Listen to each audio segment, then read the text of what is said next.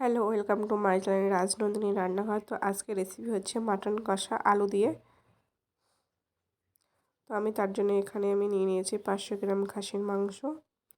আর এখানে 50 গ্রাম মতন তেল দিয়ে নিচ্ছি, সরিষার তেল। আর এখানে পরিমাণ মতন লবণ এবং পরিমাণ মতন হলুদ দিয়ে নিচ্ছি। এটাকে আমি ভালো করে মাখিয়ে নেব।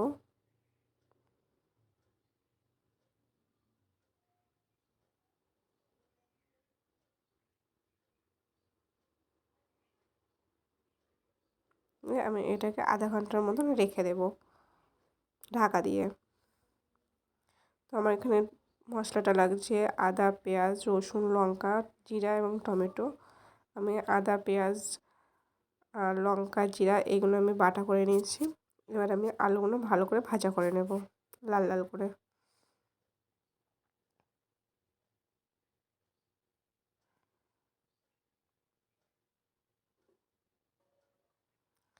আমি অল্প পরিমাণে লবণ হলুদ দিয়ে ভালো করে লাল লাল করে নিচ্ছি।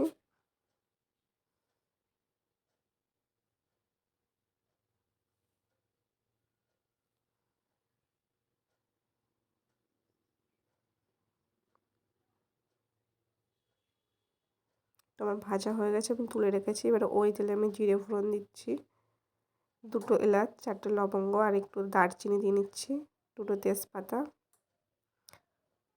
আর এখানে কুচনো পেঁয়াজগুলো দিয়ে নিচ্ছি। এবার আমি পেঁয়াজটাকে ভালো করে লাল লাল করে ভাজা করে নেব।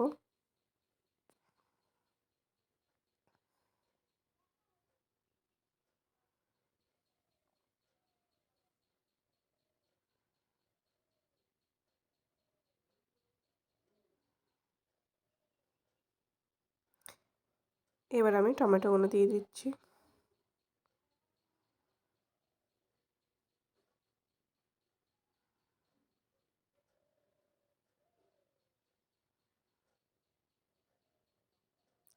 আমি পরিমাণ মতন হলুদ দিয়ে নিচ্ছি।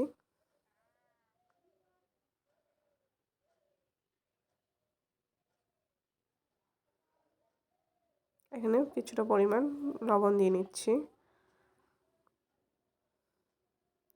যাতে পেঁয়াজ আর টমেটোগুলো একটু নরম নরম হয়ে যায়, তার জন্যে।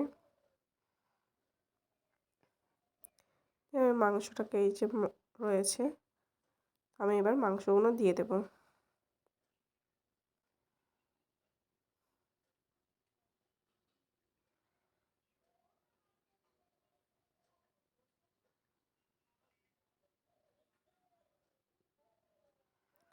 তো এবার আমি 5 মিনিট মতন ভালো করে একটু ভাজা করে নেব।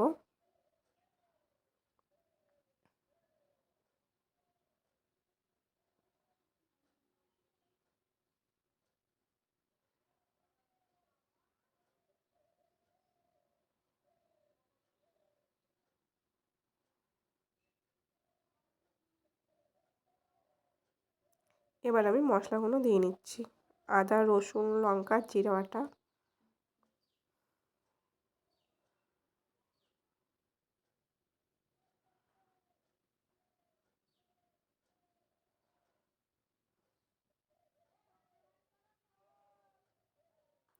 দিয়ে আমি এবার ভালো করে কষিয়ে নেব।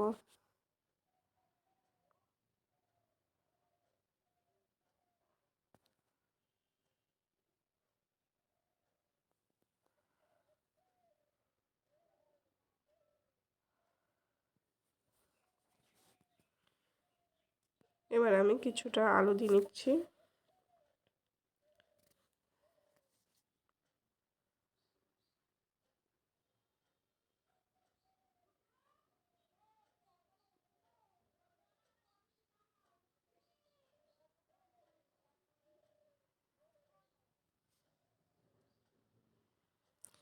আলু দিয়ে ভালো করে কষাতে হবে মাংসটাকে।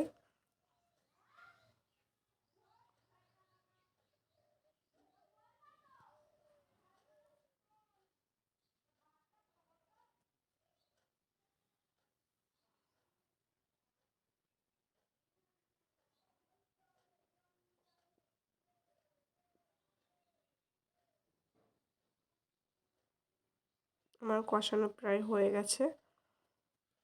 এবার আমি ওই চর্বিগুলো দিয়ে নিচ্ছি।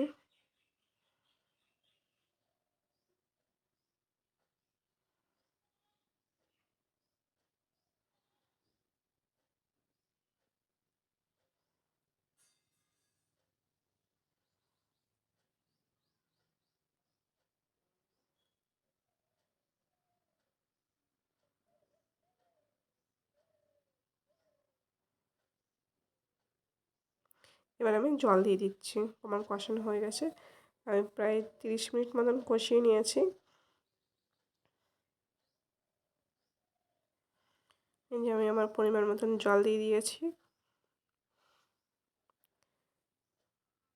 এবার ফুটে উঠেছে। আমি প্রায় 15 মিনিট মতন ফুটিয়ে নিয়েছি।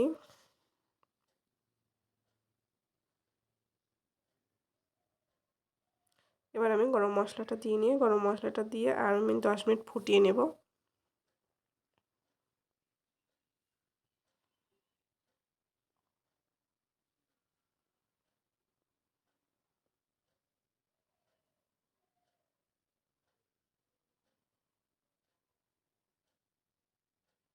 আমার হয়ে গেছে, আমি এবারটা নামিয়ে নেব। এই যে আমার হয়ে গেছে। তো এইভাবে রান্না করে দেখবেন, খুবই টেস্টি হয়। তো ভালো লাগলে অবশ্যই সাবস্ক্রাইব আর লাইক কমেন্ট করতে ভুলবেন না।